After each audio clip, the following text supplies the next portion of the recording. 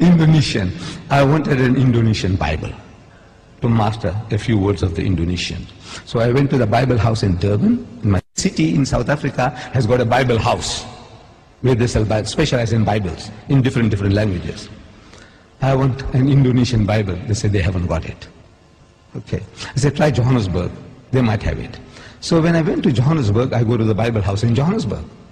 And I go and search for this Indonesian Bible. And I got it.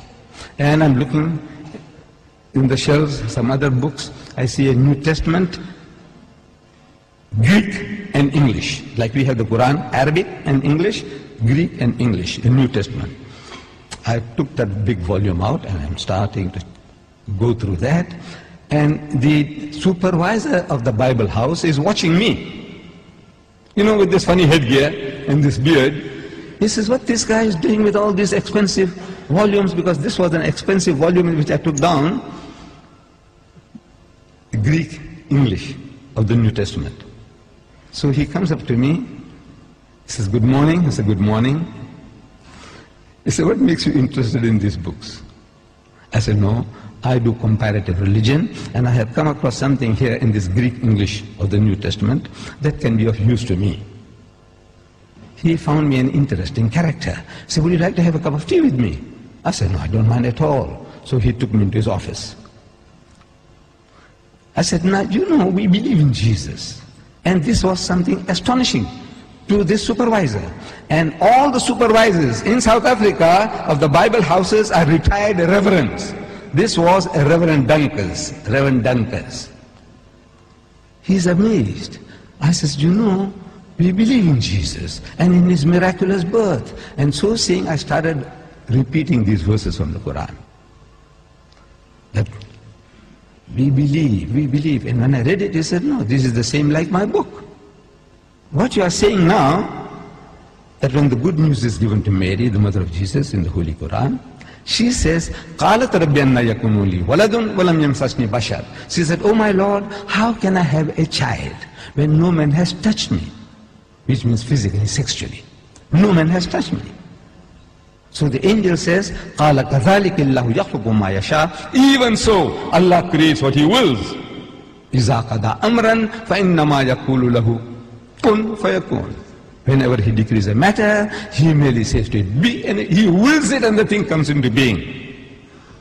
So the Reverend says, man, this is the same as my book. I said, yes, on the face of it, it's the same. But if you look at it intently, you'll find the difference between my version and your version is chalk and cheese. You people know chalk and cheese? You know the difference between chalk and cheese? The Canadians didn't know. The Canadians, I'm telling you, when I went to Canada, I spoke about chalk and cheese. They didn't hear that phrase before. We, the English people in South Africa, we know, everybody knows chalk and cheese. Chalk and cheese may look like white, but it's that's poles apart. You can't eat chalk, but you can eat cheese. No? But the Canadians didn't know. The Canadians didn't know. I'm telling you. I don't know whether you people know. Difference between chalk and cheese. The poles are, in other words, poles apart. She said, how? I said, you know, in the Holy Bible, in the Gospel of St. Luke, we are told when this good news was given to Mary, the mother of Jesus, about the birth of the Holy Son, she says, how can this thing be when I know not a man? In the biblical language, know means sex. No to know means knowing sexually. Not she doesn't know a man. She knows her uncle, her fathers, her neighbors. Surely she knows other men. But no. No in the biblical language means sex. In the Quran it says, no man has touched me. Again, it means not touched me, means had sex. Both the Quran and the Bible are saying the same thing. The replies to them are revealing. In the Holy Bible, the answer to Mary's protest was that the Holy Ghost will come upon thee. I'm reading the Bible to you. Luke. The Holy Ghost will come upon thee, and the power of the Most High will overshadow thee. Now that gives you a mental picture. The Holy Ghost is a person. That's what the Christians say. The Father is a person, the Son is a person, and the Holy Ghost is a person, but they're not three persons, but one person. I don't know whether you heard that expression before. But He's a person. This Holy Ghost will come on Mary. How? See, it gives you in your mind. Makes you think, how?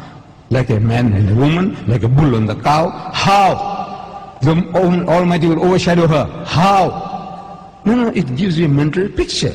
So I'm suggesting that it gives you a mental picture. How?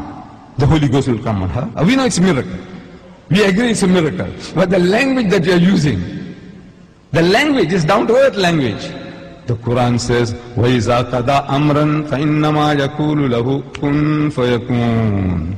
For God to create Jesus without a human father, he says, kun, he says, be, and it is. For him, it's just to will it, and he comes into being.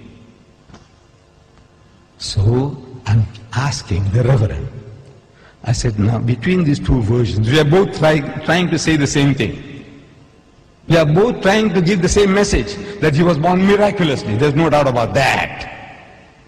But I said, which version would you prefer to give to your daughter? The Quranic version or the biblical version? We are both trying to say the same thing. He said, he bowed his head down in shame, and he said he would prefer to give the Quranic version. This is Reverend Dunkas, the head of the Bible Society in Johannesburg.